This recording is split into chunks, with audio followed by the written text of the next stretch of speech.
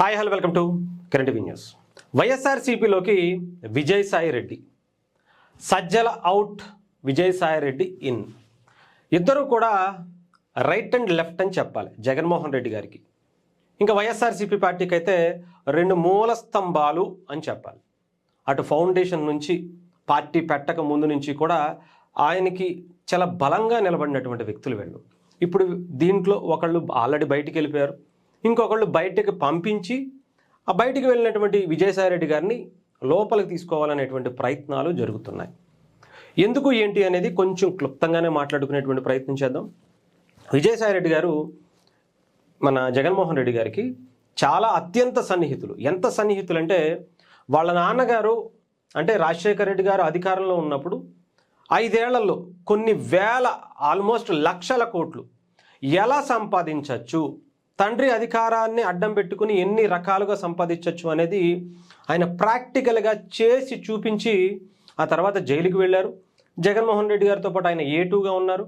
ఆయన జైలు జీవితంలో కూడా భాగంగా పంచుకుని ఆయన కూడా జైలు జీవితాన్ని అనుభవించి వచ్చినటువంటి వ్యక్తి. వైఎస్ఆర్సీపీ ఆ తర్వాత పెట్టిన తర్వాత ఫైనాన్షియల్గా ఏ రకంగా ఎక్కడెక్కడ ఏ కార్యక్రమాలు చేయాలి, ఎవరెవరితో ఏం మాట్లాడాలి అన్నీ కూడా ఆయనే చేసినటువంటి పని ఉంది. ఆయన అధికారంలోకి రావడానికి అంటే జగన్మోహన్ రెడ్డి గారు వైఎస్ఆర్సీపీ పార్టీని 2019లో అధికారంలోకి తీసుకురావడం కోసం అహర్నిశలు కష్టపడినటువంటి ఎవరైతే వైఎస్ఆర్సీపీ పార్టీకి వ్యక్తులు ఉంటారో ప్రధానంగా జగన్మోహన్ రెడ్డి గారి కన్నా ఎక్కువ వాళ్ళలో విజయసాయి రెడ్డి గారు ఎక్కువ. అధికారంలోకి వచ్చారు, వచ్చిన తర్వాత నెంబర్ 2గా వ్యవహరించారు, అన్నీ తానే చూసుకున్నారు. కానీ 2024 వచ్చేటప్పటికి ఆయన మాట ఈయన వినటం మానేశారు. ఎందుకు అంటే అధికారంలోకి వచ్చిన తర్వాత ఈయనను తీసుకొచ్చి ఈయన పెట్టుకున్నారు. అంతకుముందు కొంతవరకు పనిచేశారు ఆయన కోసం, కానీ అధికారంలోకి రావడానికి ఎంత కష్టపడ్డారో విజయసాయి రెడ్డి గారు ఎన్ని రకాలుగా ప్లాన్స్ వేసుకున్నారో, ఏ నాయకులను లోపల తీసుకొచ్చుకున్నారో, ఎవరెవరితో మంతనాలు జరిపారో, ఆఖరికి పవన్ కళ్యాణ్ గారు లాంటి వ్యక్తులతో కూడా చాలా సందర్భాల్లో ఈయన కానీ నాగబాబు గారు కానీ చాలా విషయాలు కూడా వీళ్ళిద్దరూ మాట్లాడుకుని అంటే చర్చలు జరిపినటువంటి పరిస్థితి కూడా తెలిసింది అందరికీ. పవన్ కళ్యాణ్ గారు ఒప్పుకోలేదనుకోండి, అలాంటి పార్టీతో నేను రానని చెప్పి మొహమాటం లేకుండా చెప్పేశారు అనేటువంటి వార్తలు కూడా వినపడ్డాయి. బట్ ఆయన అంత కష్టపడ్డారనమాట. ఆయన ఎన్ని రకాలుగా జగన్మోహన్ రెడ్డి గారికి అధికారం కోసం ఏమేం చేయాలో అన్నీ చేశారు. డబ్బు నుంచి, అధికారం నుంచి, లేదంటే ఇంకొకటి నుంచి అన్నీ కూడా. ఐఏఎస్ఎల్ జీవితాలు నాశనం చేసిన, ఐఏఎస్ఎల్ని జైలుకి కూడా పంపించిన అన్నీ కూడా ఆ క్రెడిట్ ఆయనకు కూడా చాలా ఎక్కువ పాత్రే ఉంటుంది, ఎందుకంటే ఆయనతో పాటు చేసిన దాంట్లో. అలాంటి వ్యక్తిని ఆయన అధికారంలోకి వచ్చిన తర్వాత మొత్తం సకల శాఖ మంత్రిగా ఆయన పేరు తెచ్చుకున్నారు. ఆయన్ని పొమ్మనలేక పొగబెట్టారు.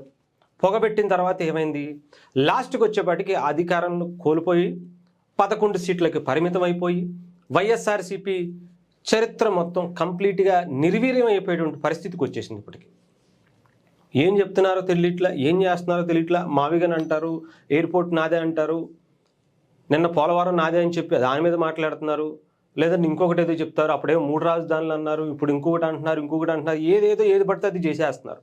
అన్నీ కూడా వైఎస్ఆర్సీపీకి అసలు అట్టర్ ఫ్లాప్ అయిపోతున్నాయి. అందుకనే వైఎస్ఆర్సీపీలోనే ఆయన అనుకూల వర్గం ఈయనను పక్కన పెట్టి ఈయన ఏం చెప్పినా సరే జగన్మోహన్ రెడ్డి గారు చేసేటువంటి పరిస్థితి లేదు అన్నట్టుగా రీసెంట్గా మనకైతే కనిపిస్తూ ఉంది. అందుకని ఇప్పుడు ఏం చేశారు, ఈయనని పొమ్మనలేక పొగబెట్టి బయటికి పంపించేసి ఎవరైతే బయట ఉండి గతంలో అధికారం కోసం చాలా బలంగా పనిచేశారో ఆయన ప్లాన్సో లేదా ఇంకొకటో ఏదైతే పనిచేసావో ఆయన మళ్ళీ తీసుకొచ్చుకుని 2029కి మళ్ళీ అధికారం కోసం ఆయన ప్లాన్స్ ఉపయోగించుకునేటువంటి ప్రయత్నాలు చేస్తున్నట్టుగా తెలుస్తుంది. సో ఇప్పుడు ఎవరు వెళతారు, ఎవరు ఉంటారు?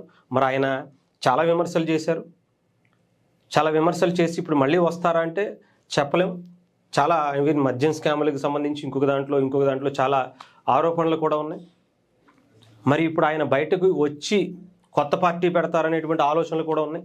అలాగే సజ్జల గారు కూడా బయటకు వచ్చి ఆయన కూడా కొత్త పార్టీ పెడతారు అనేటువంటి ఆలోచనలు కూడా, మాటలు కూడా, చర్చలు కూడా వినపడుతున్నటువంటి పరిస్థితి కనిపిస్తుంది. వైఎస్ఆర్సీపీని వీళ్ళిద్దరూ బయటకు వచ్చి సపరేట్గా కొంత వర్గాన్ని చీల్చేటువంటి ప్రక్రియలో కూడా ఉన్నారని కూడా తెలుస్తుంది. దీనివల్ల జగన్మోహన్ రెడ్డి గారికి ఎలా తలనొప్పులు రాబోతున్నాయి, వీళ్ళిద్దరూ వెళ్ళిపోతే జగన్మోహన్ రెడ్డి గారి పరిస్థితి ఏంటి? మూడో ఆల్టర్నేట్గా ఏ అంబటి రాంబాబు గారినో పెరినాని గారినో పెట్టుకుంటే ఉన్నది కూడా సంకనాగిపోయేటువంటి పరిస్థితి, ఆయన కూడా రేపు గెలవలేనటువంటి పరిస్థితికి వచ్చేస్తుందా అనేటువంటి ఆలోచనలు కూడా ఉన్నాయి. ఎందుకంటే వాళ్ళు ఏం మాట్లాడతారో వాళ్ళకే తెలియదు. కనీస ఇన్ఫర్మేషన్ కూడా తీసుకోకుండా ఏది పడితే అది మాట్లాడేస్తారు. జగన్మోహన్ రెడ్డి గారితో కూడా అలాంటి మాటలే మాట్లాడిపిచ్చేస్తారు. ఇప్పటికీ అదే జరుగుతుంది అనుకోండి, కొత్తగా ఏం లేదు. బట్ అదే జరిగేటువంటి పరిస్థితులు అయితే కనిపిస్తున్నాయి. మొత్తానికి ఇప్పుడైతే విజయసాయి రెడ్డి గారు ఇన్ అవ్వబోతే ఈయన అవుట్ అవ్వాల్సినటువంటి, ఎగ్జిట్ అవ్వాల్సినటువంటి పరిస్థితి అయితే ఉంది. సో లేదా ఇద్దరూ ఎగ్జిట్ అయిపోయి ఓన్లీ లోపల మాత్రం జగన్మోహన్ రెడ్డి గారే ఉంటే ఇంకా తడిగుడ్డేసుకుని అందరూ కూడా వైఎస్ఆర్సీపీని జెండా పీకేయాల్సిందే అనేటువంటి స్టేజ్కి వచ్చేయాల్సిందే.